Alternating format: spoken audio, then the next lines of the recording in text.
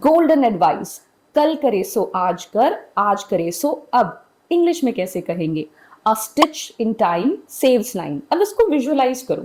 एक कपड़ा है, वो फट गया है, आप तुरंत सिलाई कर दोगे, प्रॉब्लम सॉल्व। अगर छोड़ दोगे तो फट जाएगा, कपड़ा बर्बाद हो जाएगा, 9 टाइम्स एक्स्ट्रा सिलाई लगेगी। उसी को कहते हैं अ stitch in time saves nine. Book of proverbs में ये वाला प्रोवर्ब पहली बार देखने को मिला था। और कैसे कह सकते हैं? हम कह सकते हैं निप इन द बर्ड।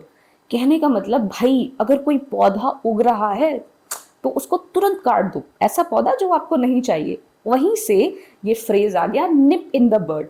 तुरंत एक्शन लो, प्रोएक्टिव बनो, राइट? उस चीज को टालो मत, है ना? तो क्या है, आप प्रोक्रेस्टिनेशन नहीं करोगे। कल करेंगे, कल करेंगे, कल करेंगे, कल कभी आता ही नहीं है।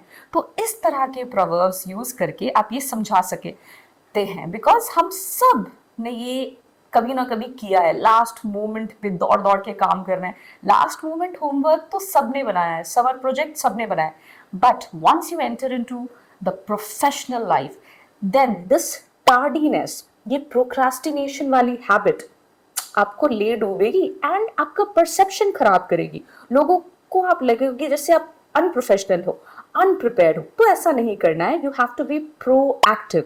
एंड ये वाला जो प्रोवर्ब है ना, निप इन द बर्ड, पहले इसको कहते थे निप इन द ब्लूम, एक गार्डनिंग मेटाफर है।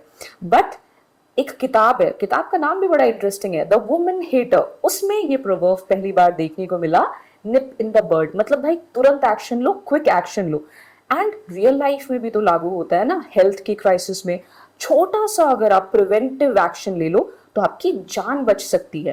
कार का इंजन ठीक करना, कार का ऑयल चेंज करना, कोई भी चीज अगर हम तुरंत एक्शन ले लेते हैं तो हमें बाद में यार बहुत आसान हो जाता है। तो ये प्रोवर्ब ही नहीं है, ये एक फिलॉसफी है, एक लाइफ लेसन है जिसको हमें याद रखना चाहिए। बिकॉज प्रोक्रास्टिनेशन या डिले करते जाना, इसको और भी कैसे कह सकते हैं? हम कह सकते हैं that procrastination is the thief of time. आपके दिमाग पर ये हावी रहता है, आप सोच रहे हो ये काम करना है करना, बट आप करते नहीं हो, तो आपका टाइम भी वेस्ट हो रहा है। तो ये करना नहीं है। एंड अगली बार अगर एक ऐसे पे आप टॉपिक देख लेते हो that procrastination is the thief of time, तो ये सारे रेफरेंस देकर आप एक बढ़िया आंसर लिख सकते हो।